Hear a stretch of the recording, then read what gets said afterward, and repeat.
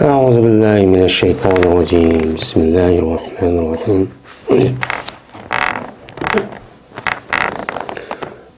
الفصل الثاني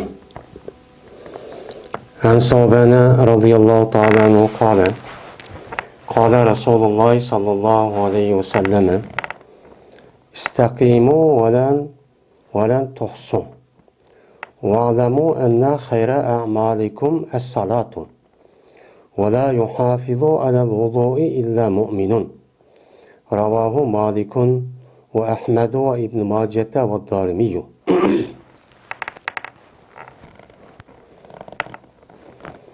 Mine ikinci fasıl.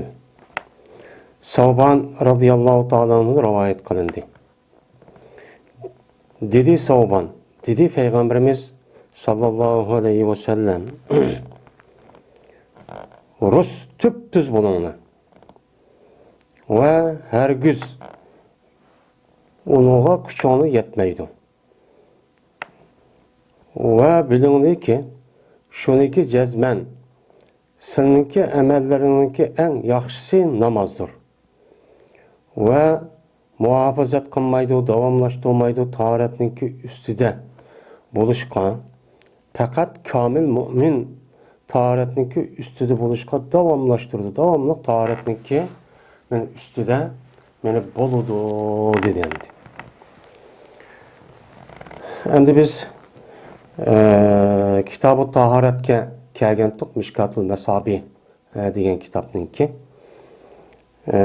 Şununki aldığımız dersimizde mene birinci fasıl tügüdü.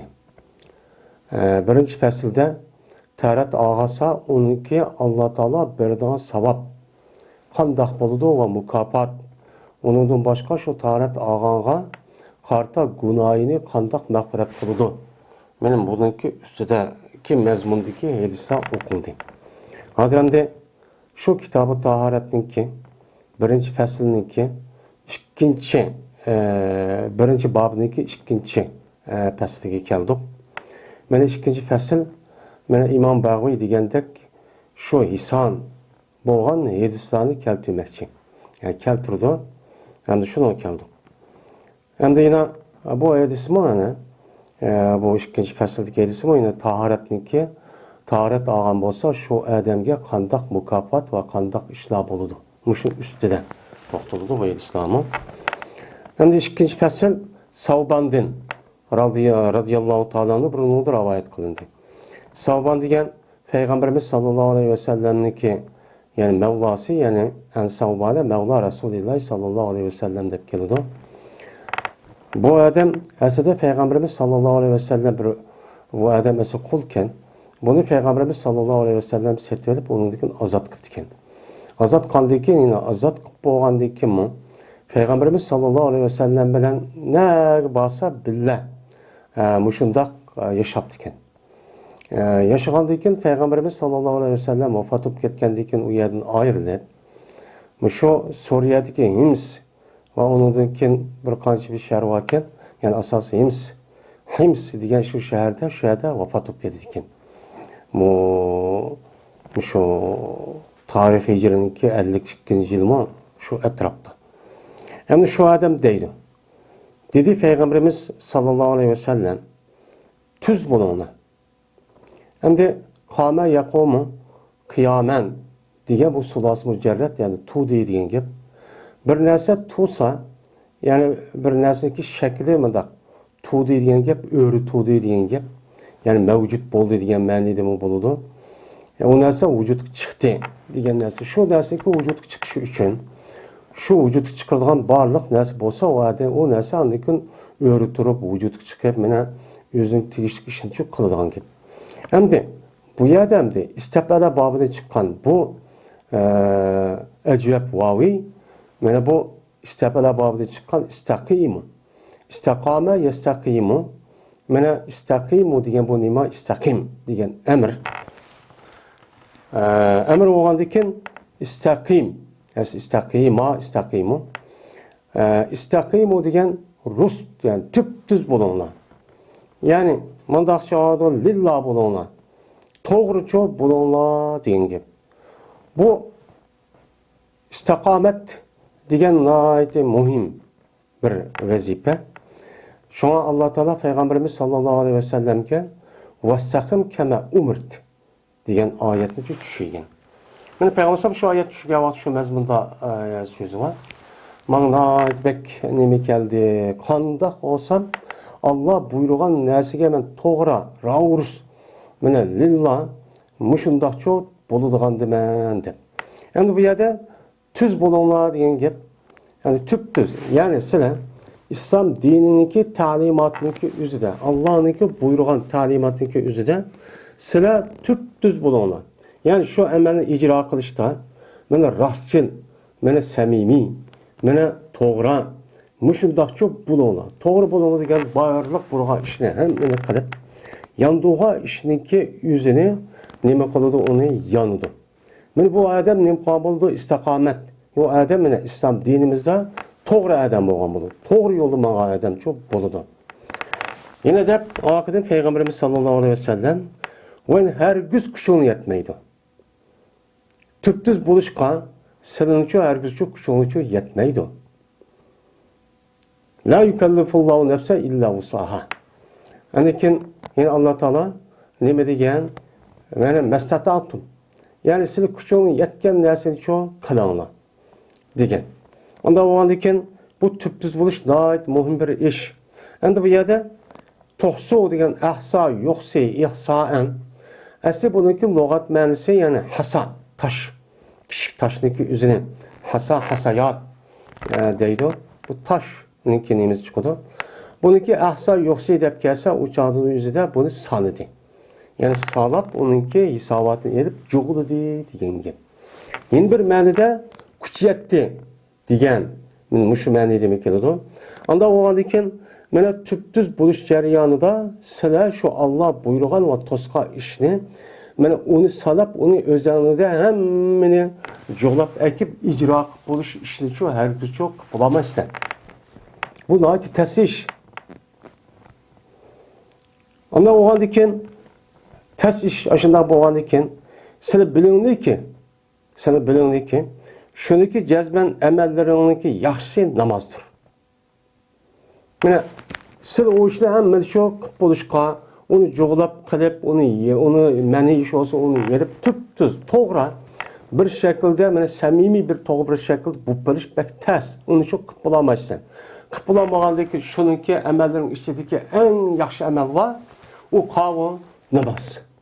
Mana namozniki yüzü bütün emellerimizdeki zikr, tesbih, istiğfar deyimiz, dua deyimiz, yani Allah'a yalvarış deyimiz, hemmisi şu namazınki içinde, Kur'an-ı Kerim'ni okuş deyimiz, hemmisi, yani bu namazın içine nima qilgan mücessemleşken. Şu namazın içinde tekbir var, tesbih var, zikr var, kıraat var, yani Allah'a yüzünki kulçağılığını bildirilgan ruku var, secde var. Peygamberimiz sallallahu aleyhi ve sellem'e durut yollaydigan iş şu, teşahhüd minnet durut yollaydigan iş var ve bütün Müslümanlığa kılıngan dua var. Yani hem yaxşılık iş şu namazınki içine nima kılıngan jo'g'langan. Anda o'g'andikin siz bu namazı nima qilinglar, bunu için davamlaştırыңlar. Anda o'g'andikin yine deydi Allah Peygamberimiz sallallahu aleyhi ve sellem mana davamlaştıramaydı taharetninki üstüde. Devamlı taharetninki üstüde buluşqa fakat kamil mümin. Kamil mümin. Bu yerde illa müminun degan bu yerde bu yerdeki tenvin. Tenvinniki yüzü ta'dim. Yani kattı mümin. Yani kamil, mükemmel. Şu ravus digidek mümin. Devamlı taharetin üstüde çoğu turdu. Devamlı taharetninki üstüde tuğandayken yani taharet namazdaki şarttı. Onda oğandakin devamlı namaz okup farz namaz, sünnet namaz, vaqtında bolsa namaz şu uksana mene aşı Rus buluşniki iş bo'lmadi deganda bu şu Rus buluş işiniki en yaxshi bo'lgan mush ishni şu qalalaysa namazı terk et işini şu hergiz çok qim unda ishlarni çok qilmanglar dedi deydimdi.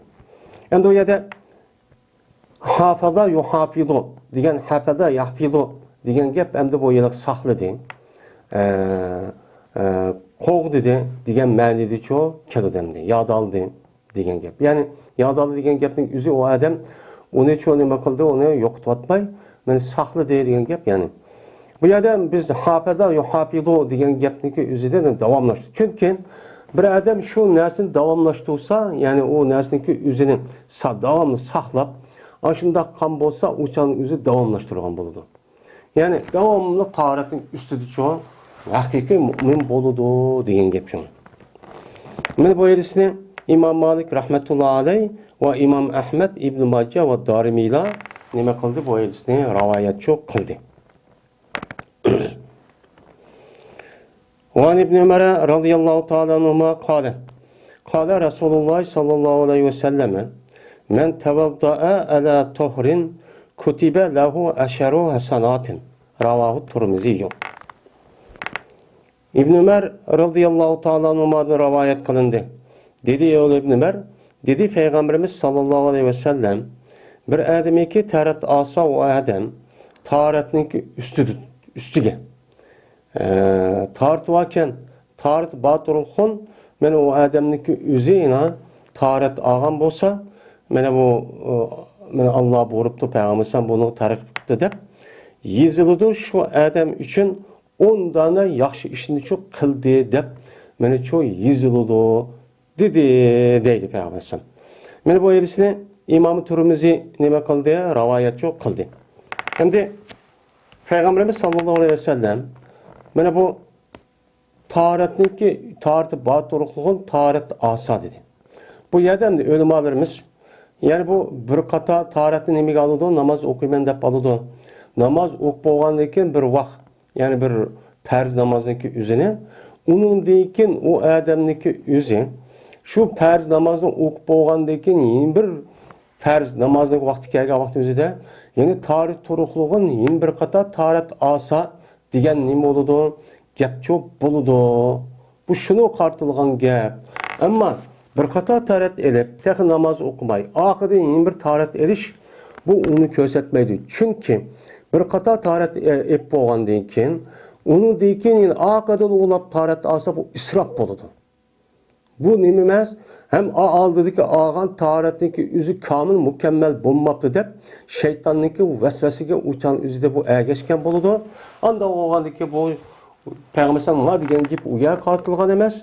Yani o adam şu birinci katım ağan taharetindeki üzüde bu adam namaz okuttu. Ben perzan ya kadar bir namaz okuttu ya perz namaz ya sünnetindeydi. Ben okugan deyken anadaki Peygamber'in de ma bir namaz okumakçı ben anda o andaki ma taharetini okumak oldu. Peygamber'in başta digenti. Anda ma namaz okumak şeytim. Anda o andaki yeni bir taharet Allah'ın üstüge dese uçağın üzüde şu ağan taharetin üst batırıqlığın yine aşında kan bolsa o adamga 10 tane hasanat ninki savabı oldu. Mene bir hasanatı keltirse 10 tane nima var, hasanatı keltirgen nima var, men mukafat çok berdi. Anda oğandiken men 10 tane oğandiken 10 hasanat oğandiken onga her birisi 10'dan bolgandiken 100 tane. Men muşundak yine Kur'an-ı Kerim'de men cabil aşiret pelava emsaluha degan nima var, pelava aşra emsaluha degan aşı mezmundaki ayet var ama aşı mezmundaki ayet var da. Mene taharetin üstüge turup namaz okup bolgandan keyin, yeni bir namaz okuganda, yeni bir taharet alıman ise 10 tane hasanatning savabı bolgandan keyin her bir hasanatga 10 tane yine hasan o'xshash savab bergandan keyin 100 tane. Mene hasanning qatori çok bo'ladi deydi. Yani demek taharet erishniki mushunda katta nimasi var, savabı çok ba deydi.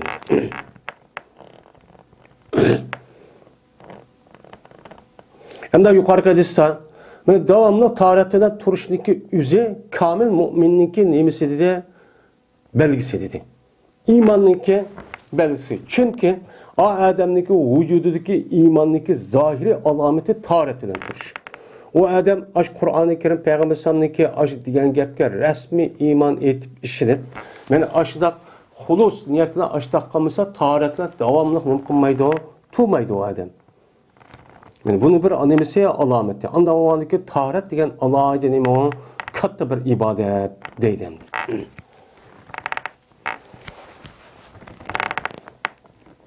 El-Fesus Salisu. Yani Cabir'in radıyallahu ta'ala anhu kâle Resulullah sallallahu aleyhi ve selleme miftahul cenneti es-salatu Ve miftahus salati et-tuhuru. Ravahu Ahmedu. Üçüncü fasıl. Şimdi üçüncü fasılga keldik. Kitabı taharatniki birinci babınınki. Şimdi Cabir radıyallahu ta'ala anhu rivayet kılındı. Dedi ol Cabir, dedi Peygamberimiz sallallahu aleyhi ve sellem, cennetninki aşkçı namazdır. Namazdaki aşkçı taharettir. Dedi, deydi Peygamberimiz. Mene bu hadisni İmam Ahmed nima qildi? Rivayetçi qildi. Endi cennetning aşkçı nima ekan? Namoz ekan. Mana namoz bo'lmasa shu jannatga nima qilinmaydi, kirgizilmaydi. Bu bir ma'no. Oldi bilan qolgan ishima shu jannatga kirishga sabab, uniki asosi nima sabab? Namoz. Shunga Peygamberimiz sallallohu alayhi ve sellem mana qiyomat kuni birinchi bo'lib so'rilgan odamlar nimada so'rildi? Namozdan so'rildi degan nima bor? Hadis bor. Uning boshqa namoz degan bir kafir bilan musulmonniki o'rtasidagi farq qiladigan bir alomat. Shunga Payg'ambar alayhisalom degan, kafir bilan mu'minniki o'rtasidagi farq namoz. Namozni qarab, mu'min, namoz o'qimagan qarab kafir, mushrik, shirk desakchi bo'ladi degan mazmunda nima bor? Payg'ambar alayhisalomniki hadisi bor. Unda o'ldikin bu yerda namozniki o'rni islom dinida bak katta. Navoiyat degandek namoz o'qidigan gapniki o'zi mushu asosan ibodatniki hammasi jismoniy tarafdan bo'lgan ibodat, ruhiy tarafdan bo'lgan ibodat.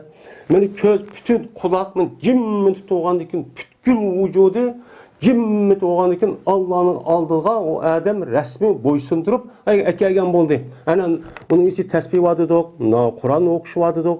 Men Peygamberim durut yollaşmadık, hem dua vadık, hem ruku secde vadık. Muşundak cik ibadetlerindeki asası merkezi şu namazı merkezleşken. Namaz merkezleşken. Anda o andaki beni bunu karga vaktiki üzere cennetki kirişindeki aşkışındaki cezmen namazın buluşu o hak. Hem de yeni bir mene. Bu yerde mesela öy takılıp kalgan olsa öyünü geçiş için aldığından aşkış lazım. Aşkışını meni kuvvet deb, anadaki bağ mı yok mu deb, anadaki işini kışık vardan gap. Bunun da bu Peygamber sallamniki meni cennetniki aşkçı namaz digini, yani cennetki kiriş için aldı bilen namazın ötüdü. Aldı bilen namazniki iş şu tügeydi. Ununki namazın işi bo'lgandan ha siz aldıdan namaz o'qidingizmi? Birinchi qilib so'ragandan keyin, ha o'qidim degandan keyin, ha uniki so'raqanday bo'ldi deb, andak jannatga kirgan odamni men mushundaqcho boludu diyen gapçu boludu deydi. Endi yeni bir hadis var Peygamberimiz sallallahu aleyhi ve sellem'niki cennetniki aşkçı şahadet. Yani la ilahe illallah diyen benim bu hadisi bu çoğu var. Endi bu yerde bu aşkıç hem de hadisindeki aşı la ilahe illallah'ın resmi aşkıç. Hem de mavu aşkıç diyenin üzerinde resmi aşkıç dememez. Yani aldı da boluduğun nesindeki üzeri. Yani aldı da namazın işi tüvise namaz o'qigan bo'lsa oldidan so'rilib, uniki so'roqlar boshqa so'roq bo'ladi. Uniki shu namozning ishi meni birinchi muqaddamda bo'lgandan keyin, uniki o ishi meni bo'lgandan keyin namoz o'qigandan keyin ha jannatga kirgan odamlar ekan deb u muqaddimasi qarab u ishchi u yerda tugaydi. Namozga mushundaq muhim narsa. Qandaqki mana namozniki men oshquchi nemati tahoratdi. Mana namoz o'qishniki oldida nima qildik? Tahorat oldik. Taharet elip andaki namazın kaşığı çok bartok. Mana namaz okuşu taharet elişti çok ötütük birinci olup. Onundaki anadaki kalan şartlar çok. Kelite anadaki cay namazı ekirip kıblağa karab Allahu Ekber dep bunu müştak çok kalıtok sırtiki ferzlerini. Şunu dep mana namazımı mana aş kıyametindeki üzüde aldı bilen şu namazın işi beni bir taraf olsa kalan cennet kirdiği iş çok bir taraf oldu. Yani cennet kirmediğin gap çok boludu diyen gap deylendi.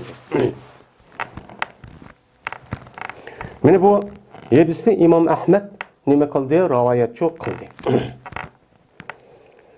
Van Shabib bin Abi Ruh radıyallahu ta'ala anhu and rajulun min ashabi Rasulillah sallallahu aleyhi ve sellem enne Rasulullah sallallahu aleyhi ve sellem salla salatas subhi faqara'ar rum faltubisa aleyhi felemma salla qala ma balu aqwamin yusalluna ma'ana la yuhsinuna tuhura Ve innema yulabbisu aleynel Kur'ane ulaike.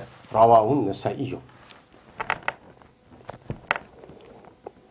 Ve Şebib bin Ebi Ruh radıyallahu ta'ala'nın da rivayet kılındı. Yani bu Şebib bin Ebi Ruh degan bu adamniki üstüde yani isimninki her xil ikkenligi mana şu ixtilaf barken. Ama bu adamniki Şebib bin Ebi Ruh mu? Şebib Ebi Ruh mu? Men muş doğruda. Ama bu katta bir sahanim iken tabiinken. Yani sahabiniki şagitleriniki katarda iken. Anda o iken bu adam ne? Mana muhaddis alimlerimizdeki kattaları mana bu sahih bu adam işenkidir. Bu adamga yedis rivayet qabul qilgan boludu deb mana bu ta'dil qilib buniga mana guvohlik bergan ashundaq gaplar çok bor. Anda o'g'andiki bu tabiinniki chiqadi ichida chiqqan katta olim bo'lgandan keyin bu hem ishonchlik, hem sadoqatman, hem taqvo, hem odil bo'lgandan keyin bu odamniki mana qilgan rivoyati maqbul. Maqbul bo'lgandan keyin shu bu odam Peygamberimiz sallallahu aleyhi ve sellem'deki ashablardan olan bir adam dedi. Kim o? Bu mübhem. Ama mübhem boğan, benim mübhem boğa bir sahabede rivayet kıldı. Dismin ma adam işençlik olgandıkken. Çünkü ma adamniki, beni Peygamber sallallahu ashabdan birisini ağlıqın rast. Yalgan gap qılmaydı on. O racul dep o ismini atamasıga ya unutulup qalgandı ya ki bir iş olgandı. Mene dep başladı qarı. Anda o andaki bu adamniki bu hadisde men rivayet qilish maqbul. Bu seyyidi dep çok qaraydandı. Mene bu adam Peygamberimiz sallallahu aleyhi ve sellem'deki ashablardan bo'lgan bir adamdan nima qiladi? Bir sahabadan çok rivayet qiladi.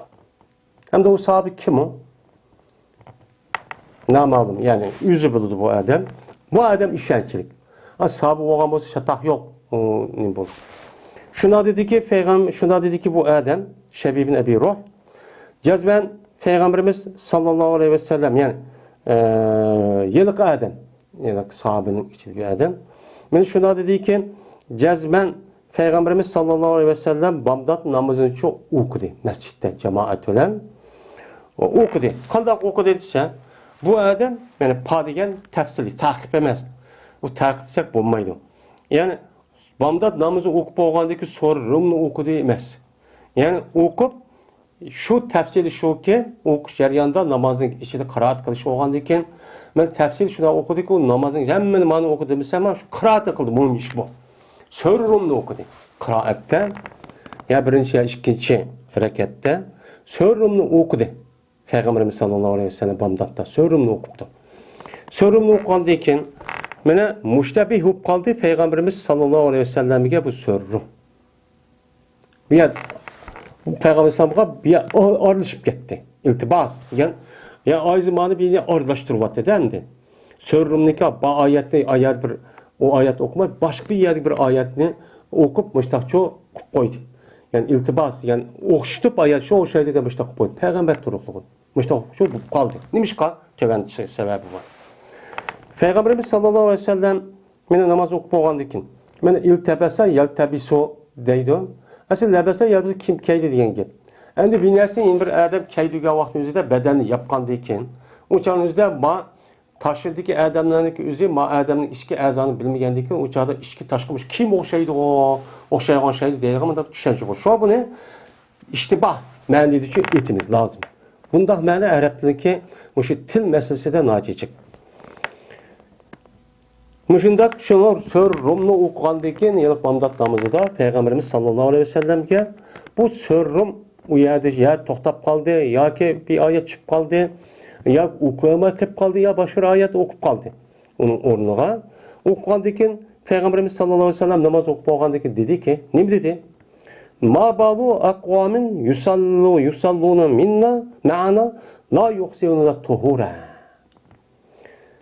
Nima birinchi qavmniki kishilarning ahvoli ki namaz o'qiydi, ular biz bilan namaz o'qiydi, lekin güzel qilolmaydi ular taharat edishini. Taharatni to'liq bir shaklda olmay, mana mushundaq o'qib qo'ygan mushundaq taharat olgan kishilar va bu kishilarning ahvoli nima bo'lib ketdi bular? Nimish bundaq qiladi? Taharati komil, mukammal, to'liq bir shaklda olsa bo'lmamdi dedi. Endi bu adamdi. Ahsana yuhsinu hasuna yahsunu. Güzel oldu degan gap. Ahsana yuhsinu degan güzel qildi degan gap.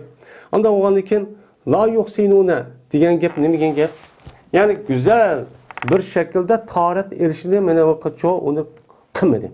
Yani bu yer bu yerisi bilinib turdiki cezmen namı taharetning muhim farzlari ve onundan başka 12 sünnet ve mustahaplar bakin.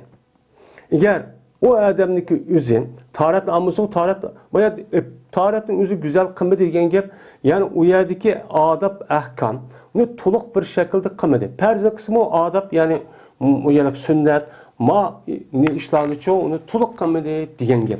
Eğer taharet amıdı deytemdi, anda o taharet vücutga chiqqan bu işi bo'lgan ekan, o farz onundaki adablar var. Onu çık kılmasa ne buludu? Güzel kılmagan buludu. Güzel olmagan çok buludu. Ama o halde bununki içinde bu konunun içinden taharetini perzilmişinde ket ezanmışlar Rusuma. Lakin unutuk sünnetleri vardı. Üç kata juruk, tuluk eliş, tertip, diğer edek. Benim muşu şekillerini o insan kıpılamagan gepken. Kıpılamagan muşundak nipak ya ki pasık açtık adamların özü. Beni Peygamberimiz sallallahu aleyhi ve sellem bilen namazcı okuttu. Okugandıkken beni bu adamlarınki aşk kılgan hatalığındaki özü yüzüyle kitip kalmay. Beni Peygamberimiz sallallahu aleyhi ve sellem'deki namazdaki içindeki Kur'an'ı okuşu tesir kıptı. Bu nayet mühim iş. Onda okugandıkken Peygamber deydikken fakat meni ağırlaştırıp koydu bizge Kur'an-ı Kerim'ni yani şu tahareti kamil, mükemmel almagan şu yani naçar insanlar bizi bu Kur'an-ı Kerim'de şu namazı işi tutup okuşka, tulup okuşka bir yani ağırlaştırıp koyup telbiz. Ağın mayızı ne okuyatım işte Kur'an'ı Rom'unu okuyamaya adet ekip koydu mesela bula. Dedemdi. Hem de bu yerde ibadetninki meni perzi varken perzdinkin onu resmi tuluqlaydigan mükemmelat ve muhassanatın ibaret olan ibadetler kısımları çok baken. Ana o anki perz ibadetin yüzünü Allah buyuruyor da bunu adakan bilen onu resmi güzel bir şekilde ekledikini o namazdaki mesela neme sünnet musabları mesela ibadetninki. Yani bunu kim kıldı? Peygamber ekildi. Anda o halde bizim ibadetimizdeki Allah'ın buyruğuna işte müştak kısan bolu demek desek mi? Lakin onu güzel bir şekilde kılış için cezmen Peygamberimiz sallallahu aleyhi ve sellem'deki sünnetin nemi deydi? Yani şu bu iş kısak anıdayken namaz nemen ibadet toluk bir şekilde çok kambulumuz. Yeni bir iş. Ayet edigende Peygamberimiz sallallahu aleyhi ve sellem'nin böyle peygamber Kur'an-ı Kerim peygamber'e düştü. Zaten Peygamber sallallahu vücududa Kur'an-ı Kerim aynen lahlahta bak. Nereden şundak net çıkartatarım unutup karışçı yok. Sen okuyuka fela tensa degan var ayet var. Men muşundak turu kılgın. Peygamber aleyhisselam'ın o namaz okuyan o kişiler yani nipah deydi ki münafıklar. Men kişiler Peygamber sallallahu körüp durup men aşındak kişilerdeki tahareti tuluk almagalan üzü Peygamber sallallahu peygamberge tesir kıptı. Şu Kur'an'ı okuşunu okuyamak halet ekip kıyıptı. Onda oğandaki bizim halimiz şu. Bizdeki, onun deyiki başkadaki adam bulup memde tabi'in. O sebeplerinin zamanı zaten emmedem naiti yaşı şundak. Peygamber sallallahu peygamber yukarı. Onun da başka mesela sebeplerin devri kalsın. Onun da kim kalsın. Hatta bizim devrimiz için bizdeki devrimizdeki insanlığa karab bakın. Qanday? O iman bo'lgan insanlar için peygamber emas. Anda olgan ekan, mushuni qarab jazman ayrılışıdığan adamlarniki yüzünü dikkat kılsın deydi. Bu pasık olgan aş adamlarniki yüzü peygamber tesir qilganiki yüzüde namazda işidiki halatda onundan başka insanlara aşı pasık adamlarniki aş qilgan etken işleriniki yüzü yaxşı adamga bu jazman tesir qiladi. Anda olgan ekan, siz meydanınızı eniq tutup pasık kimi, naçar kimi, menen nipah kimi, kazzap qavi, aldamchi qavi, şu adamniki sepetici tuman. Sizdeki haqqanchi alim ölüme, her qancha taqvo, vara olib ketsingizmi, soliha olib ketsingizmi, sizdagi bu nachar odamlarniki qilig'i jazman u sizga nima qiladi? Ta'sir qiladi. Jazman shu payg'ambarimiz sollallohu alayhi vasallamniki şu adamniki qandoq ekanini bilishda aralashgan adamiga nima qilamiz? Qarab chub bilamiz degan nima bor? Mazmunda hadisi bor. Bir adamniki qandoq ekanligi şu adamniki aralashgan adamga qarab bilgili bo'ladi. Bu aniq. Yani şu madem qandoq adam deb u bir adam so'rash kerak, kim bilan aralashgan deb aralashgan adam o'qiblarni surish qilib bo'ladi. Ya aralashiblar, şu adamni aralashgan adam bormi, pokoni, mana aralashgan, mana mening boshlig'im deydigan, mana dikildab mangdi ekan, degan, ha, bu adamni biz olim debdik, yaxshi adam debdik, voy namoz o'qiydi, voy mujda ro'za tutadi, mujda qiyofati yaxshi deb ashta qilsaqmi, lekin aralashgan adami shundoq nachar, fasik, nifoq, munofiq, kazzab, ashta aldamchi olsa, bu adamı demek o bir şekli ekan degan gap. Bu şekli ekan degan gap. Jazman o adamni qilgan etgan ishlariniki o'zi mana u adamga nima qiladi? Ta'sir qilmaydi, qolmaydi. Shu ta'sir qilgan gap unuga olib aniki aralashgan gap. Shuning uchun bu odamni agar aralashman deb tutun uzib etishga nima emas. Eğer o adamdaki sizdeki ehli ilmi uptan ekanligingizni e'tirof qilib, nima desangiz ma'qul deb o odamni meni tusish imkoni bo'lsa aralish kerak. Emri bil ma'ruf nahi an munkar bu vazifamiz bor, uni qilmay bo'lmaydi. Uchada sen eski ekansan deb olib tashib o'tishga bo'lmaydi. Bunda tashvasak u do'zaxga kiradi, xatolashadi. Mana ezib ketgan bo'lib biz uni qarab turishga bo'lmaydi. Ammo u odam o'shqchi unmaydi. Tossaq olmaydi, neçə qata qılıb baxdıq, onun qılmağandikin aqıda yeni berib, yeni o adamı közgə ilmaydı anıdikin, əhl ilmi deməkdir közgə ilmay. Onu apırıb, benim aqamda mağda, ya ki mən belə səbti tutudu, ya ki ondaq benim qoşunumda tutudu deyib, anıdiki o adam yüzdeki benim işim doğru iken deyib, şu Peyğəmbər sallamdiki, mənə İslam dini veyran qadırlıqan aldığı deyizimizi oqan neymi? Zillətul alim. Alimniki meydansızlığı. Meydanı iniq turamay, iki tarafçı zığırlap, aşı turşu. Yani bu ezip getiş, bu alimniki aşındaq bir meydanda üzniki, dinini okup durup, dinini siyasi kısmını bilmey durup, onunki gayri bir yerge eğip getişniki üzü, bütün İslam dini veyran qadı deydi. Eminiyet veyran qadı, zaten dünyada bodka iş o. Pasıqla eği olup, şu pasıqını kendi bir qanunçı neymi var, ancaq ölüme ehlilimdeki adam var. O onun sepeti tuğandaki, o mu anıdaki, oy menik işim doğru iken de şu arqıl köz kılıp anıdaki qalan upta adamının uçağının üzüde ben müştaq qıldım, menin adamım var dev oturup anıdaki o töpeki çıkıp olgandaki veyran qoydu. Dünyadaki İslami dünyanın ehvalı şu halet geldi. Şunda boldu tarixta. Şu İslami devlet vücut kelmesi şu. İşten hemen upta adam kılıdı, ehli ilmi, talip, dinayeti yaxşı mutlaka şehit olsa diye adam. Onun beşiğe anıdaki naçarla çıkarıp, naçar ölümana kendi durup, anıdaki beşiğe çıkarıp, mesela demokrati, padişahlık vakıfı hakimiyeti kurdu. Kurup anıdaki Müslüman okulundan hakimiyetten biz kitip kaldı. Yani demek, yani mevzununki asas neyimiz bu Müslüman. Yani bu bizninki arılaşkan ademimiz uptan buluş gerek. Yani Peygamber tesir kıptı bu. Bizga elbette ta'sir qildiki bu. Van rajulun min bani Sulaymin qala addahunna Rasulullah sallallahu aleyhi ve sellem fi yadi ev fi yadihi qala at-tasbihu nisful mizani velhamdulillahi yemna'uhu ve't-tekbiru yemna'u ma beyne semai vel ardi ve's-savmu nisful sabri ve't-tuhuru nisful iman. Ravahu Tirmiziyyu ve qala haza hadisun hasan.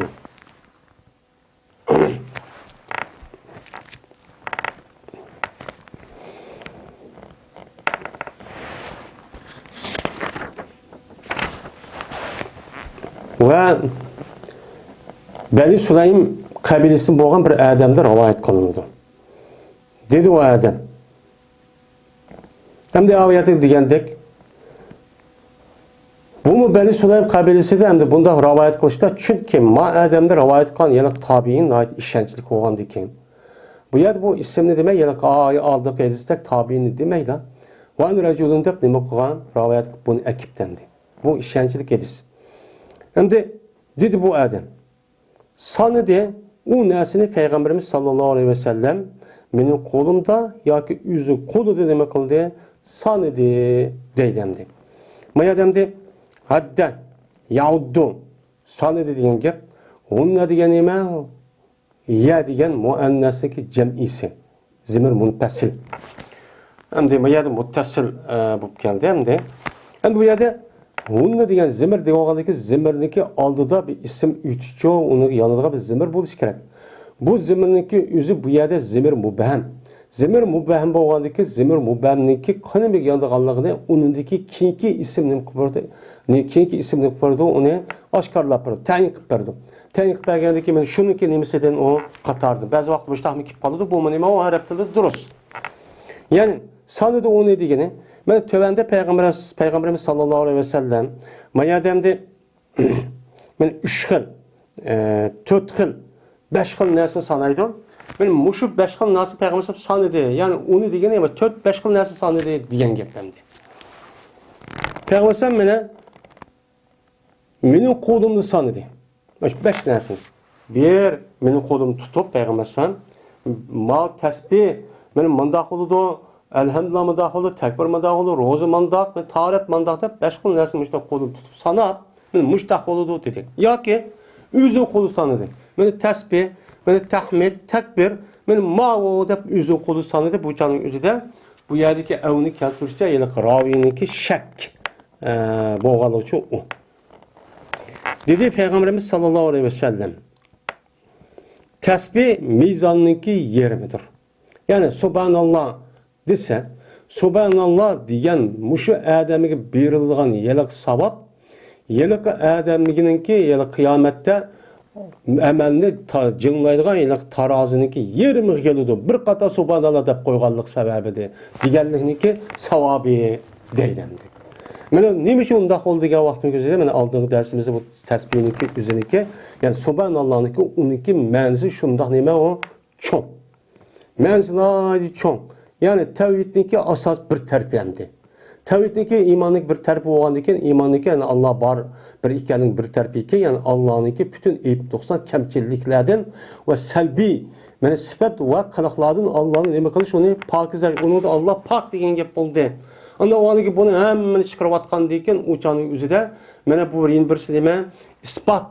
Ya'ni Alloh taolaniki o'ziga loyiq bo'lgan ism sifatni isbotlash. Men tavhid men ikki qism. Uniki yerimi bu bo'lgandan keyin mana bu yer tanzih. Mana yerimi nima? Alhamdulillah. Anda o'g'liga ikki qismini tavhidning umum mazmun tushunib o'qitgan bo'ldik. Buni berilgan savab, agar mushuni rasmiy o'qib ashuna degan bo'lsa, men bir qator uniki savobi mana ash miroz mizon tarozida qiyomat kuni men yerim keldi. Uni cho'nigi qandoq, kichigi qandoq, bu qandoq bir shakl bizga noma'lum, ya'ni aldığımız ders degandek. Ammo bu amalniki o'zi mushdak og'zimiz subhanallah deb qo'yganlik mushtaq bo'lan bo'ladi. Chunki men aldığımız dersimizde dedik, hem Allah Teala'nınki muşu dünyada kılan insanlarınki muşu kılık etkenleri. Namaz okudu, harık işte, zina kıldı, hemmenin yüzü. Bu mındak kabında işte insanın herkesi bir kılık, bu kılık mevcut. Ama bu arazi cisim bulmadan bilen Allah Teala'nınki o dünyaki hayatındaki üzerinde cisimle halet ekilişi mümkün. Bu kandak, bunu kandak cınlaydı o. Dep kalsak bu çat bulmaydı. Hem onun üstüge o dünyadaki boğa işini bizdeki ma dünyadaki işimizle kıyas kılıp oşuşuk bulmaydı. Bu ne kadar değildi? Yani adamın berzak doğrusu da. Bu dünya maddi dünya. Bizdeki bu dünyadaki bildiğin nersimiz fakat maddiniki içindeki nersini görüş anlaş arkalık bununla tefekkür kılıp onu bildiğimiz. Biz bu nersimiz o dünyadaki bu dünya bu maddi dünya emez o ruhi dünya. O yer bulunan iş başka, bu yer bulunan iş başka. Şunun için bunda bir ayet, hadisler ki kalsak, mutşabinin katarıdan bulup, uçan cınlaydı, rasyonu cınlaydı, şu digini rast. Ama cınlısı cisimli cınlarını biz bilimiz. Ama bizim emrimizdeki şu dünyaki ağadı müştak cisim bulamdı, ya ki başka bir nesne olamdı, Allah yüzü bulundu deyimiz. Bu nayet mühim iş var iman ki ağabeyimizde bu şu düşünce. Men muşu düşünceli bo'lmaganligi uchun muşu Mu'tazil, Havaricdan iborat bo'lgan muşu firqalarning ezib ketish sababi shu. Qandoq gap bu? Bu amal degan gapning o'zi bu arzi binasi bo'lsa, bu qandoq jinglaydi degan. Shundan jingloq, qani bir jinglaysa namoz o'qigan akib jinglab baqaqini. deb aqlli ishi aqlni ayada oldi qatorga u nim qilib to'g'zilib moddiy dunyoga u odam shuni qiyos qilib turib edib aql shuni qilib shuni undek dindichi chiqadi demdi kofir ketadi u aqonji namoz o'qib ketsin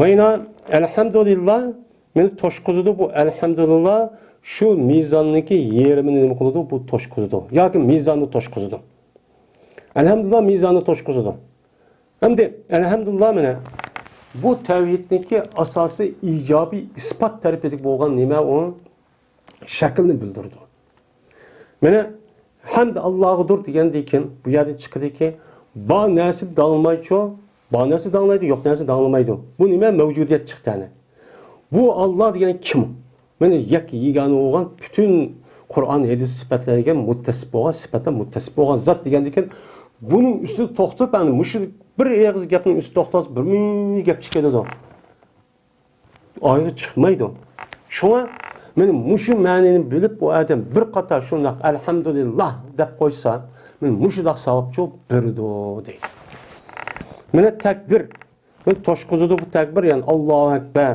degan bu takbir nimani anda bir nimasiniki osmon bilan ziminniki o'ttiridagi joyni nima qiladi toshqizish ya'ni shunchalik osmon ziminniki orliq bo'lgan shundoq yo'g'on joyni nima qiladi toshqizdi mana payg'ambar sallallohu alayhi vasallam degandek osmon bilan ziminning orliq 500 yil payg'ambar sallallohu 500 yil deganligini o'zi bizdeki hozirgi mana shu dunyodagi yil hisobida kunniki shundoq oylishi bilan oyniki osmon jismniki oylishidan vujudga kelgan bu yilmi yoki boshqa bir yilmi biz uni uchun bilmaymiz ya'ni demak ya'ni osmon bilan ziminning orlig'i masalan quyosh bilan yer shariniki orlig'i hozir qancha 150 milyon kilometr atrofida oychi unida sal tuban shundoq kengri men mushundoq siqqidek narsaga Allah mushundoq savob beryapti Allohu akbar desa deydi Allohniki xazinasi nima kengri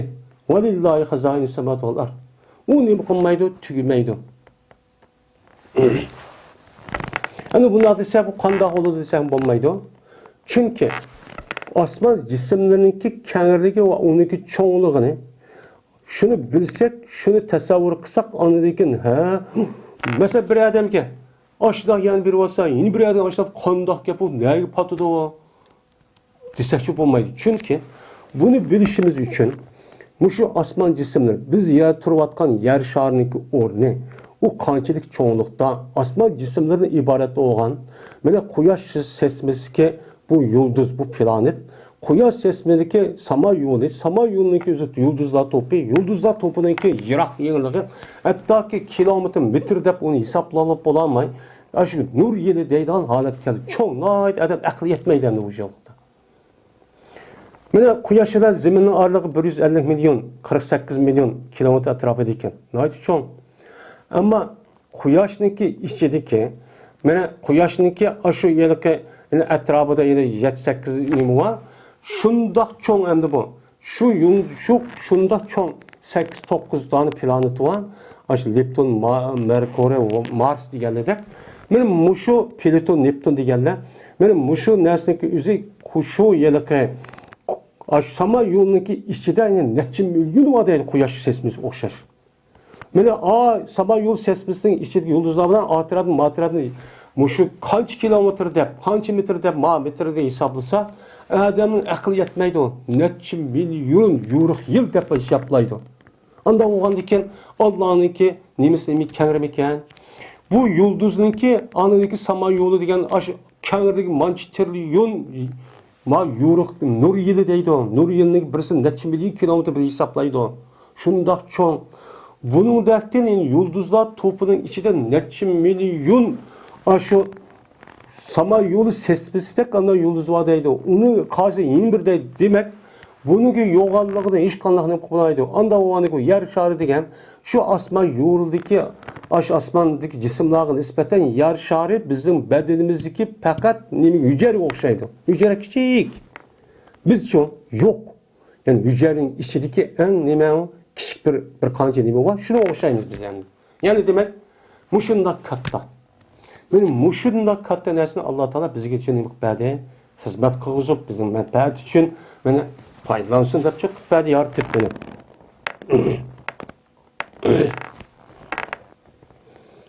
Endi vasso nisbu sabr.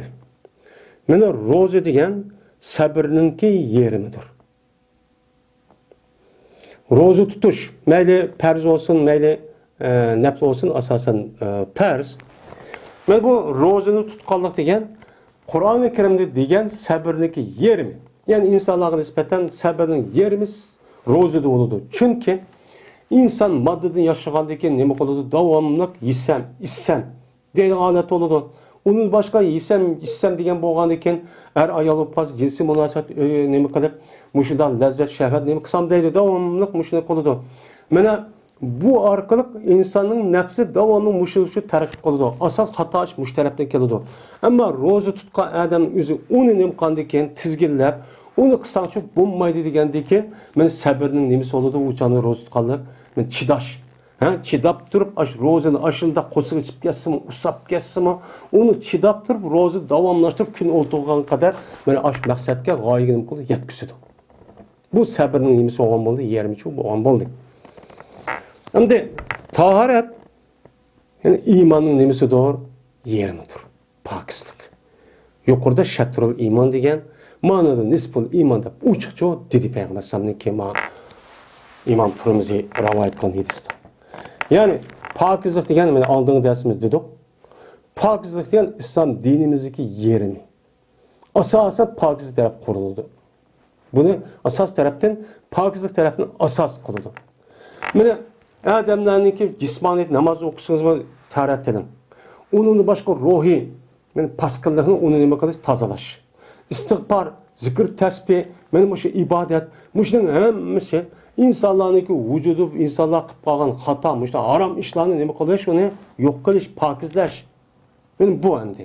Unda o'g'andan keyin men bu shu tahorat elishniki o'zi, mana bu nimani iymonning yerini bildiganki, yani yine bir taraftan iman, bu tahorat elish faqat bizdeki zohirdagi bu shu 4 a'zo va unda boshqa sunnat, yani jup qo'yish emaskan. Uniki yine bir tarafi bo'lgan, meniki uniki oldida namoz o'qishdan burun ma'naviy tarafda bo'lgan, ruhiy tarafda bo'lgan pasqinligi hammasini pokiz qilib, ondan keyin namoz o'qing, pokiz bo'ling degan gap. Buni bichib bildirdi. Unda o'g'il opirib namoz o'qib, vaqti qolib shishib shapqirib, meni shugirib nima emas. Tahorat edishdan burun oldin istig'for etib, tövbe qilib, bütün shirk bormi yo'q deb hammani nima qilib, uningdagi tahorat et, ondan Allohning oldiga kirib pokiz bo'lamiz. Alloh ondagi bir ibodatimizni pokiz bo'lganini qabul qilib, duomi ijobat bo'ladi. Bo'lmasa uchun zohir tarafdan o'chan o'zi tahorat oldim deb 4 azon farz deb qo'yib, ondan uniki qo'ymay yoki yine harom narsa qilib qo'ysak, o'chan o'qigan namoz ham duomichi ijobatchi bo'lmaydi. Shu ijobat bo'lmaydigan gap. Men bu hadisi İmam Tirmizi rivayet kıldı ve dedi, bu hadis Hasan hadis dedi. Ve Abdullah bin Sabahi radıyallahu ta'ala anhu kâle Resulullah sallallahu aleyhi ve selleme İzâ teveldâ'al abdul mu'minu femedmedâ haracetil hatâyâ min pihi ve izâ tensere haracetil hatâyâ min enfihi ve izâ gâselâ vecahu haracetil hatâyâ min vecihi hatta tahruca min tahti eşpâri ayneyhi. فإذا غسل يديه خرجت الخطايا من يديه حتى تخرج من تحت أظفار يديه. فإذا مسح برأسه خرجت الخطايا من رأسه حتى تخرج من أذنيه. فإذا غسل رجليه خرجت الخطايا من رجليه حتى تخرج من تحت أظفار رجليه.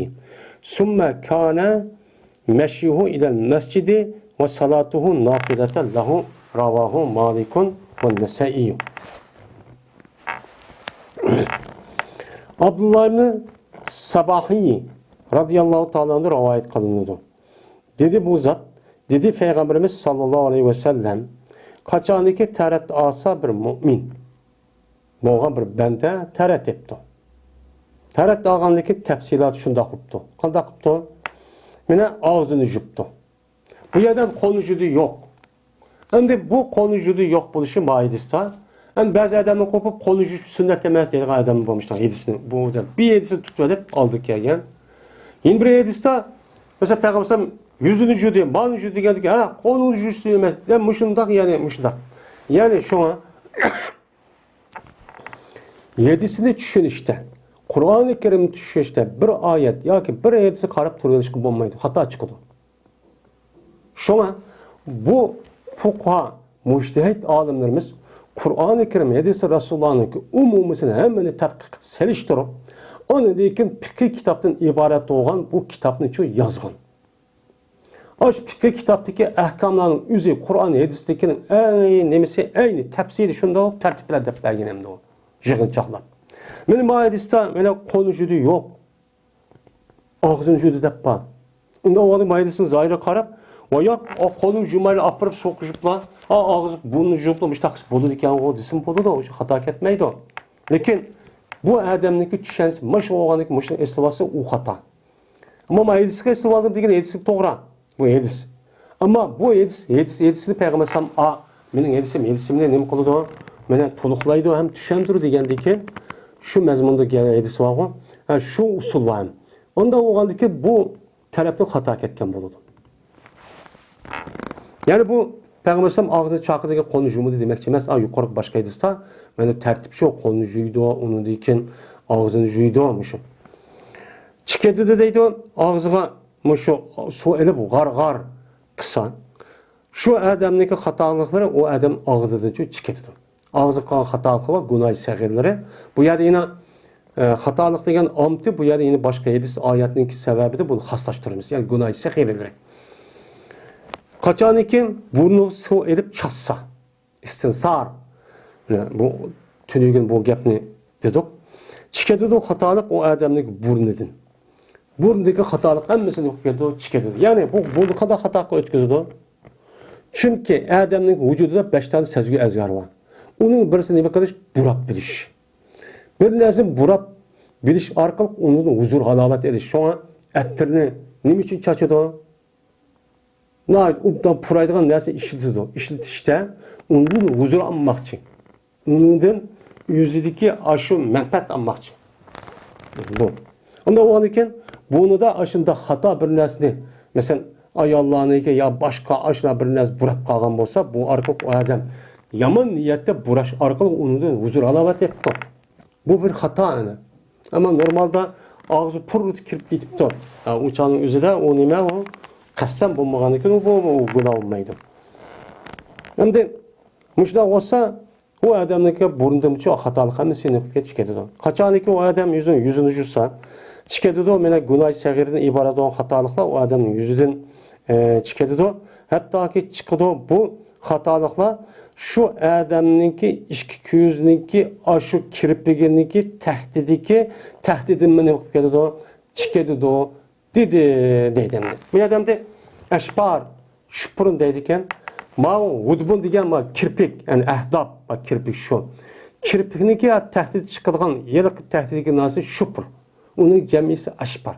Yani aşağıya tatip, günah aşağıya gidip ketken bolsa, yani küçük günahımda karab kaldı, közüden. Bununla mı çok çıkıp gidiyordu deydi. Kaçanlık joğan bolsa adam yüzündeki iş konuna çıkıp gidiyordu hatalıkları. Şu adamın iş konundan hatta ki çıkıyordu bu hatalık. Ben şu adamdaki iş konunaki tırmaklarındaki tehdidin tatip çok çıkıp gidiyordu o. İş yani çok kanmaydı. Yani zahir oğandaki atigidiki muhatte yani demek iş kanda bir hatalık çok kanmaydı o diyen geplendi. Kaçanlık silisi o adam yüzünün beşinin çıkıyordu o hatalıklar şu adamın beşinden hatta ki çıkıyordu o hatalık o adam kuluğunu tatip çıkıyordu. Kuluğunu. Yani kulakını tatip hem yerde hatalık kuluğu da anladı ya. Anlayan hatalık var. Kendisi oylayan hatalıktan tatip fikir kılan, xiyal kılan. Yani hemmesini geldi o günah sakir. Bu adam özünü xiyal kıptı. Yani çüş görgendek, aşındak, boğandek, aştanıyım kan bolsa. Yani bu günah sakire, onu günah kebire kavu resmi cinsi münasebet ötküzüşemdi. Yani muşu hatalık mükbeti çıkıyordu o. Dedi. Hem de bu yerde hatta ki mene beşiğin mesleği kısa kulaktaki hatalık çıkıyordu da mahilisini diyeni Peygamber sallamın. Yani bu yerde bizdeki tarihte okuyumuz. Tarihteki sünnetlerin üzerinde başka mesleği kılış. Başka mesleği kavakta üzerinde şu başındaki mesleği kavakta eşip kalan suğudan ayrım su emez. Eşip kalan suğudan kuluğumuzun neymi kılımız? Mesleği kılımız. Bu nima sünnet bizdeki de Hanefi mezhepte. Ama başka mezhepkiler çoğu bak kulağının başka azada, başının başka azada. Bunu mescid kahvaltının özünde başka su edip, başkadan bir su edip, kulağına inen mescid kahvaltının özünde başkadan su edip kalır. Bizdeki maddeli dendi. Çünkü başka mescid kısak günah çıkıyordu, kuluğunun taatip çıkıyordu, kulak başının içindeki deyen gep yani. Kaçalık o adam yüzün iki putunu juğan bolsa, çıkıp geldi şu hatalık o adamın iki putundan çıkıp geldi, hatta çıkıp geldi hatalık, şu adamdaki iki putunundaki tırmaklarındaki tahdidiki daha hatalık tatmış geldi. O iş kandak mağa menip jügep ayağa görüp ağaçta kalmadı, mağa putundaki hatalık tatmış, hem de çıkıyordu değil. Anıdaki çıkarken appak oldu mu bu adam, günah sağırdı, appak oğandayken, hem de o tarat hep oğanı kandak kılmakçı, o adam mescid görüp namaz okumakçı. Mescid görüp namaz okumakçı. Hem de yukarı edistan, bana bu mescid menip aşağı, menişteki üzümüne günahı keyfi günahlarının hemen elim koludu, kaparet yok kovadı diyendi. Yani bu çoğu dese, anıdaki boludu şu adamdaki mescid menişin, ve o adamdaki mescid görüp aşağı namaz okuşum ana kaparet koludu. O günah sağırın için yok kovadı ana namaz. Bu adam için bir ziyade, bir işçi boludu. Ziyade iş olup anıdaki nefretli diyen, yani ziyade, yani uç diyen belkemez, günahı kaparet hatalıkını yok kılışkı oğan nispeten hem oğanı ki bunu sen uçkup kaldı. Uçkup kaldı Allah onu kadar kılandıkken bunu nispeten Allah o günah sağırını hemmini işlerini hemiz yok katkandıkken meniş namaz okuşundaki yüze o adamı nispeten anlık derecinin östürüşkü uya kartıdı Allah. Deydemdi. Yani demek ben taharet erişinki men muşundak nemisi var. Yani ebzel kattalık çok var. Biz hem de taharet hep koymuyoruz. Men Allah muşu depti Peygamber sallallahu aleyhi ve sellem ağzıda muşundak boludu. Hemimiz her kavaktan özünde taharet alsak muşu işçi boludu. Ve Nebi Hureyre'te radıyallahu ta'ala anhu enne Resulullah sallallahu aleyhi ve selleme etel makburete fekale esselamu aleyküm dara kavmin mu'minin ve inne inşaallah bikum lahikun vedettu enne kad ra'ayna ihvanana kalu evelesna ihvaneke ya Resulallah kala entum ashabi ve ihvanuna lezine lem yatu ba'du fekalu keyfe na'rifu men lem yati ba'du min ummetike ya Resulallah fekale ereyte lev enne reculen lehu haylun gurrun muhacceletun beyne zahre haylin döhmin bühmin ela ya'rifu haylahum kalu bela ya Resulallah feinnahum ya'tuna gurran muhacceline minel vudu'i ve ana feratuhum alel havdi ravahum muslimun. Ebu Hureyre radıyallahu ta'ala anhu'dan rivayet kılındı. Şuna der ki cezmen Peygamberimiz sallallahu aleyhi ve sellem geldi kabristanlıkka. El makberetu ya ki el makburetu dep bani ki bu şu yani peşveden oksamı buludu. Hem de kabristanlık çok geldi. Yani kabristanlık degen Peygamberimiz sallallahu aleyhi ve sellem'e nispeten en yakın kabristanlık şu vakti hazırmışında. Yani cennetül baki deydiğen hazır Medine'nin bağanla biliniz. Şu Medine'nin mescidindeki şerh terpede mana nimko çok bir meydana kabristanlık. Şu cennetül baki. Yani şu kabristanlık demekçi belki şu geldi.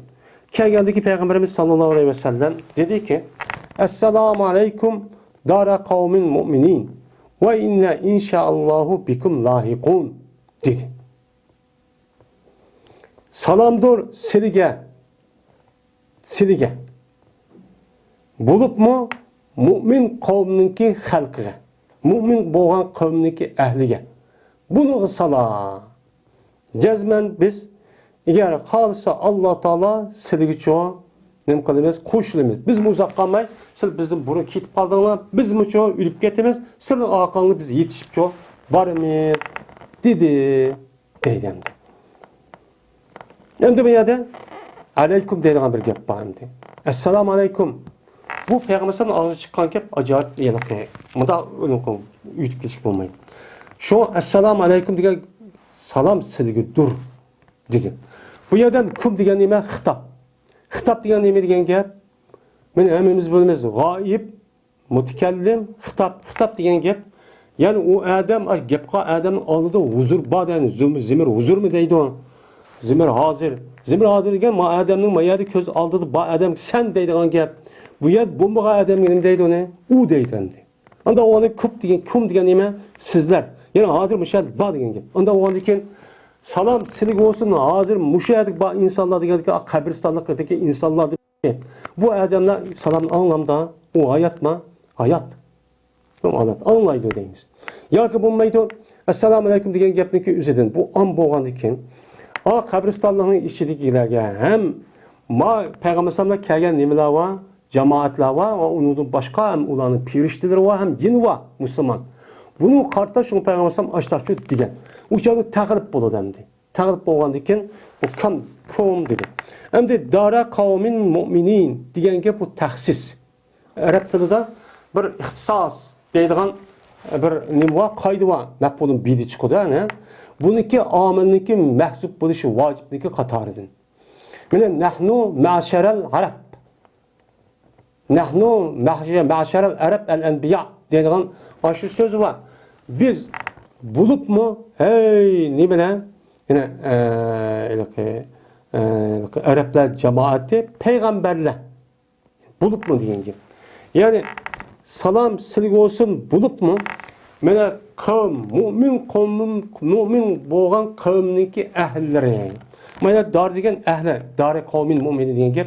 Dar diyen nima o? Darniki yüzü. Yani bir öy sağan bolsa, öyniki aldıda oylu olgan bolsa, şununla birler çigirme, doğuktan bolgan bolsa, bunu Arapça dilde dar deydemdi.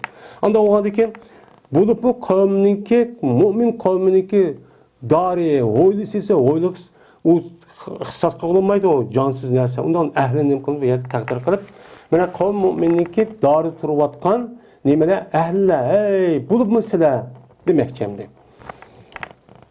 Ve eğer cezmen biz, eğer Allah halisa size koştuğumuz dedi. Yani bu yerde ne için inşa edildi o? Çünkü ne için inşa edildi? Bu yerde ülüp getiren hak. İşte bakalım ülüp getirimiz, ülüp getirken zaten kelişimiz cezmen. Cezmen boğay yani ki üzeri bu inşa edildi o dese. Çünkü Peygamberimiz bu yerde bir adamniki müşahede ülüp getirmedi o. Nerede ülüp getirdi kullanmaydı o. Şuna 5 gayibniki içindeki bir narsa nima? Ve bi ayyi erdin tamut. Onu qaysi zeminde nima qiladi nafs? O nafsi nima qiladi? O'lidi, onu bilmaydi. Anda o'g'andikin payg'ambar demakchi, ya'ni sizga qo'shilimiz deganning o'zi Alloh xolab qolsa, ya'ni Alloh xolab bizning jonimizni mushay edib, men shu yerda dafn qildigan ish bo'lsa Alloh xolab, sizga qo'shilimiz bo'lmasa Allah bir takdir qilib falan yani ülkeden olsa kabristonlik verip yerdeki kabristonlik buluşumuz mümkün demek şimdi. Dep bo'lgandan mene Peygamberimiz sallallahu aleyhi ve sellem dedi, ma gapni deyishda ya ilham yoki vahiy orqali nima qildi, ma avzunuchi dedi. Dep Peygamberimiz dedi ki, vadattu vadda yavuddan. Anna qad ra'ayna ihwanana. Mene yaxshi ko'rdim men. Şuniki cezmen biz köygen bolsak, bizdeki braderlerimizi köygen bolsa. Dedi. Yani ilham hep gitti. Ben de Peygamberim ya ki, ya vehi arkalık uhte, yüzüne kelküsü gelgen, yani bizni, yani seleplerini değil mi? Selep zamandaki kişilerini, o onu da boğan, katta alim, kat mücahit, en kat kişilerini Peygamberim, bunu Allah bildiğen buluşmalı. Bilgendeki Peygamberim arzu kılıp, men şu karındaşlarımını men köygen bolsa, adım şu dünyada ya ki demek şimdi, ya ki ahirette değilimdi. Ahirette müştü köygen bolsamış karındaşlarımızını, men şunu yaxşı görüp kaldım dedi. Bu ya dedim için ahiret değilse tövende muhaccel, garru muhaccel var bu. Kıyamet doğurduğun gep. Yani Peygamberimiz sallallahu aleyhi ve sellem yüzündeki ümmetiniki yüzünü, kelgüsüdeki yagen kemekçi olan, kelgülen ümmetlerini men körüşüne arzu kılgan. Arzulap gitkin. Digendikin bu sahabeler dedi ki, evvelasla ihvaneke ya Resulullah. Ya biz seninki karındaşlar emez mi biz? Biz tutsak, nimiş bu kemmeydiğen o insanların arzu kıp getiler biz köygen bolsak gene. Dep getiler. dedi. Degandikin chunki mana shu Muhammad alayhisolamning zamonida tortib qiyomatgacha haqiqiy mu'minlar bo'lsa hammiz qarindosh. İnnemal mu'min ihvatun. Degandiki Peygamber dediki entum ashabi. Sizlar bizniki nima, meniki ashoblarim. Sizlar qarindosh bo'lganda boshqa sizlar nima deymiz uni? Men ashab deymiz. Alloh sizlarga mana hamroh bo'lishini cho nisib qilgan. Bu qarindoshlikning eng nimasi bu? Yuqori.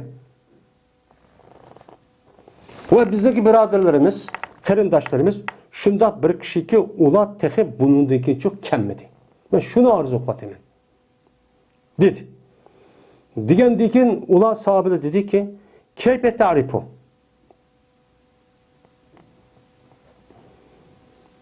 Qanday tanıysan anda bir kişilik kemmedi bunundaki sen ümmetinden ya Resulullah. Ta bunundaki kemmey tuğan bu ümmetin sen ta köymey turup men köysem bolati dep onu okuman demekçemdi. Okumadık arzu qilib ketganga. Siz köymey turup ta bu kıyamet bo'lgan ummatlarning o'zini ta köymey turup siz men köysem kina aş ummetimni dep ketdilar. Bu qanday tunuylar bu ummatlarni sizlar ta köymegan tursa köysa uni tunuylar emasmi desa dedi Peygamber aya xabar vergin bana. Eğer perzem bir adam şu adam için bir atıp qalsa ki qaşqiliq mene 4 put nima, u nima 4 put oq qog'ayir yoki qop-qora yoki boshqa bir rang. Mushunda bir adam, mushunda bir at bir adamning bo'lib qolgan bo'lsa, mene qora va qop-qora otlarninki orsidan. Meda g'urran muhajjalin degan oldingi darsimizda dedik. Xayl degan nima ot. Bu odamda duhmun degan nima qora. Qora degan gap adham deydi şu adamni turi yana yana put solgan kishaniki o'zini yana zanjirni qop-qora bo'lgandan arabda uni adham deydi, yani qora. Duhmun degan nima qop-qora degan gap. Mushuna qop-qora bir otninki orsidan şu qaşqiliq putlari hammasi oppoq bir ot bo'lgan bo'lsa bir odamninki aya tunmamdi bu adam o'zininki otni etini tunmamdi dedi. Degandan dedilar ular nima dedi? Voy shundoq tunuydi ya Rasululloh, tunuydi bir qop-qora ot bo'lsamiz qop-qora ekan. Uning ichida qaşqiliq bir ot bo'lsa puti ham oppoq. Uni qarab aş adam şu etini aşağı kuyvatgan bo'lsa keyin nim qiladi o'chani o'zi tunuydi. Aş eti şu degan dedi. Degandagi Peygamber dedi ki jazman bu meniki kaynimda keladigan bu ummatlarim keladi ular qaşqiliq bo'lgan holatda, yana muhajjal bo'lgan holatda. Yani puti nima oppoq bo'lgan holatda nimadan tarat og'anliq jahdidan. Mushu dunyoda namoz o'qiyman, 5 vaqt namoz o'qiyman deb bekor turmay, mush qo'lida putlarni yo'q. Bu qo'lida putni yuğan bu dünyadaki maddi bu işning o'zi dunyo bo'lgan vaqtim ruhim ta'sir qilib, men yuzini mushta yuğandikin, u chaniki o'zida yuzda oppoq, men qo'lida putchi oppoq mushta keladi butun ummatlarning hammasi qop-qora mushta holatda tursa, shundoq bo'laman, shuni qarab nima qilaman, tuniyman dedi degan. Unda o'g'andikin meni 5 vaqt namoz o'qiyman deb meni 5 qatim tarat olganliginiki foydasi Peygamberimiz sallallohu alayhi vasallamga mana şu kıyamette meni tuğunuşku nemisi varken, faydası varken. Unda o halde qanday qilishimiz kerekken, taratın davamlıq çok, elişimiz çok gerekken. Öyle deydi Peygamberimiz sallallahu aleyhi ve sellem yine davamlaştırıp, men bolsam, mana bu ummetimdeki şu kıyamet günü en aldıdı berip toğunudurum men, nimege Havuz Kevserge. Mana Havuz Kevserge men aldıdı berip tuğunudurum. Eğer işleri tügep, sorak meydan 500 bin yıl sorak meydan turdu. Ya onu diyecek. O ya kimige neme keldi o, kimige yeli kata keldi o, ona uzurap o ya da şu kosuğa çıp talep şu her kıl tuğan deyken onun iş tügep hem tügüdü diyen deyken aldı da onu deyken kanda kılan gel. Ben Havuz Kevser'den ibaret olan Peygamber sallallahu bir Havuz Kevser var. Her peygamberin buldu, Peygamber sallallahu var. Şu canımızda aldı da menin ummetim keliştim, burunla men Havuz Kevser berip turman. Nimişqa? u yerda qoch-quchi ichadigan narsani hammani tayyorlab, mening ummatim kelsa mushta isson, talishib undaq-mundaq qilmasin deb, qoch-quchini ichadigan hamma lozimatli narsa mushtachu qilib turaman deb mushtachu deydi. Men bu hadisni Imom Muslim nima qildi? Rivoyatchi qildi.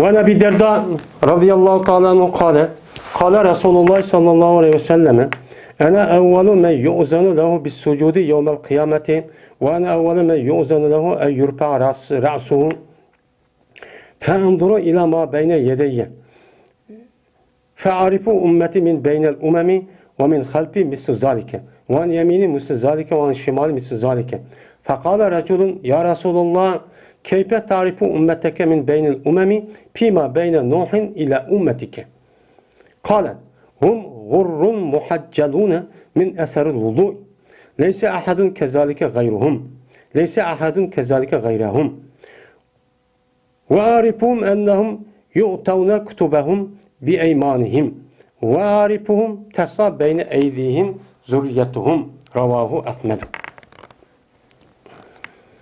وإذا Ebi Derda radıyallahu ta'ala'nın rivayet kılındı. Dedi o Ebi Derda, dedi Peygamberimiz sallallahu aleyhi ve sellem. Men bolsam, mene bir kişiniki birinci durmanki ruhsat berildi şu kişi için mene secde kılışka kıyamet günü. Kıyamet günü mene secde kılışka ruhsat berildiğin birinci kişi için men. Endi mene bu kıyamet meydanındaki üzere mene İsrafil aleyhissalatu vesselam ikinci surun tatkan deyken bütün mahlukat yani Adem Aleyhisselam zaman tatip kıyamet boğan insanların hemmesi uyarışı kopu demdi. Uçanın neç milyar insan aç çeket gidek yer şahiden aç çeket ki yer şahı çıkıdı demdi. Müldür. Kendahum ceradım munteşir diye ayet kesasen açtakçı çıkı demdi. Çıkan deyken uya sot meydanı bardı. Sot meydanı bağan deyken uçanınki üzüde ene sotlanmaydı. Uçan bilmez saklaydı. Saklagan deyken uyada ene yedisla bağ ene bu yer bek uzun vakit gitti, bu iş başta sonmamdı deyip, mene bu öz içinde bu insanlar, biz hem kandak kılımız Allah Teala deyip bakalım, Adem Aleyhisselam deyip bakalım, bizim atımızı oğanırken uyaya geldi. Onun için Peygamber emmesi geldi. Onun deyken andık müştak boludu, andık müştak boğan deyken, ruhsat, yani saydık yap kılışkı ruhsat verdiğin, saydık kılışkı ruhsat verdiğin kişi men bolum birinci olup. Şunu hakkandayken andaki men saydık kılıp, andaki Allah'ım işim değmen, digendeki şunu olan, andaki işçi boludu diyen mezmun şeydiz. Ve men bolsan bir kişiniki evveli durmakki yine ruhsat berildi şu kişi şu ki kötürlüge yüzün beşini. Kötürgen yaki yüzün beşini kötürdüğün yurpağın emez yerpağın. Yüzündeki beşini kötürdüğün kişiniki mene ruhsat berişka beşini kötürdüğün kişinin birinci men bolun. Saydım birinci ben kötürmen. Kötürgen deyken men qarayman anda bir joyga ki men aldım dedi. Benim aldığım şu dağlı beşimde saydı kötürüpler.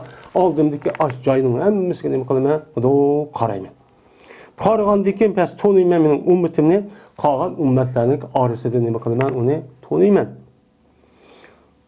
Va meningki aqamdimmo men nima qilaman? Tonuyman oshga o'xshash. Menga yoki va min xalqi degan shu bayna aydiga aytsak, yana meniki aqamga nima qilman?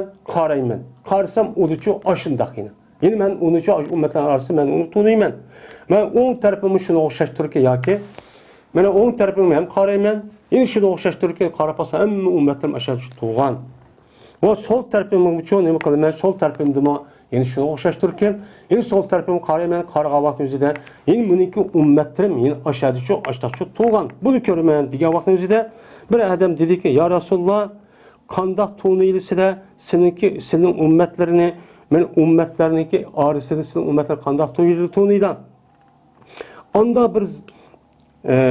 Anda bir joy deyki, men anda bir zaman deyki, Nuh alayhissalom bilan seninki ummatlarniki orasida bo'lgan.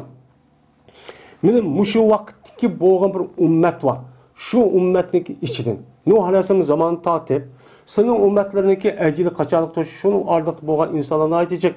Men şu arlıqdaki insanlar bəkçik oğanı qandaq tuğduydu bunu? Bu cik emasmı? Dedi. Maya demdi, Nuh Aleyhisselam'daki ümmet edip Nuh Aleyhisselam'ın başlışı. Çünkü peygamberlerin ki içinde en meşhur peygamber kim? Nuh Aleyhisselam.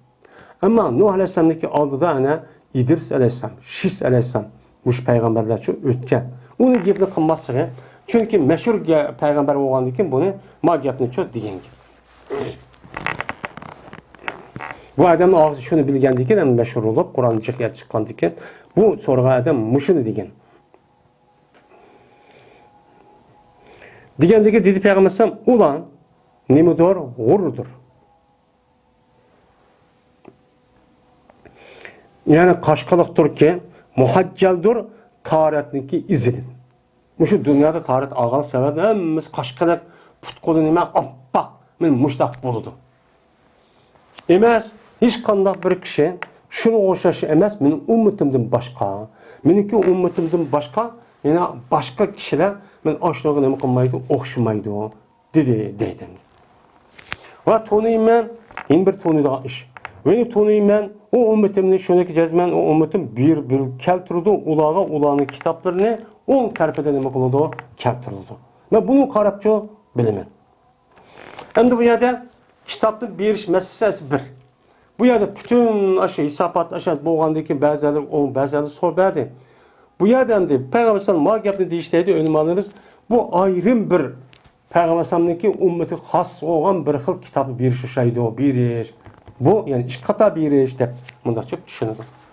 Ve yine tunaymen ulanı mene mağdu ulanı ki aldılarda ulanı uşakvalları ne mi kıldı?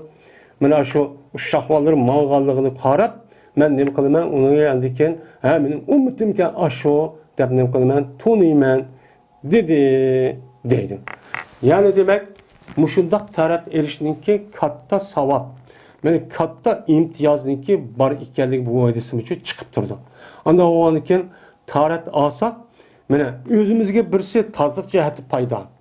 Yeni bir tarafta mene bununki payısı naitecek. Mene Allah aşında günahımızın mağfiret kılıdı. Onun başka tehe bu dünya demez. O dünyada mı neymiş vayına? Beşka namazı tarat namaz okup dursa o dünyasının payda var ki Peygamber bizden aşağıda çok tuğnuydu. Bu için namaz okumayı terk salatlık kılıp benim muşunda kısak uçağındaki üzere peşanemiz ak, putkolumuz ak olmağındaki kalan milletler okşar, kalan ümmetler ki bu kalan Peygamber'in uçağında hem kürgüzmeydi ötek müştak okup etmeydi o yani çıkmışlar bulundu andı. O hem de kim hikayenin bir ismini okup bulamağındaki maşayet belge var. Belge qarab benim ummetim degeldeki şu qarab takşırılgan yeni başka adam kirip ketişi mümkün o yani bu. Neymiş kalamıkan. Hem kalamıkan olmaydı yani şuna bolsun. O yerdik azap okumadı qarab. Memmiş o upta kişinin katarı kirip ketime deydi lan gep. O yerda anladı ki qarab baksa namaz okumağındık o yer kürgüzmü geldi kalan ümmetlerinki katarı kirip ketip o ümmetin bir belge buluşu mümkün. O yer kürdüğümüzden yalnız qarab anladı ki dözak kirdiğin gibi. Şunun için taharet erişindeki paydası nadicek namaz okun. Namaz yani muşundak ne kılıdı? Onunki namaz okuşununki şart olan taharetninki muşundak ayırıp verediğin bir alameti olan olsa namazda onun da yukarı alamet ki yani küfür ile şirkin otursunu küfür ile mümin imanın otursunu ayırıp verediğin bir nimelik o alaylık namaz.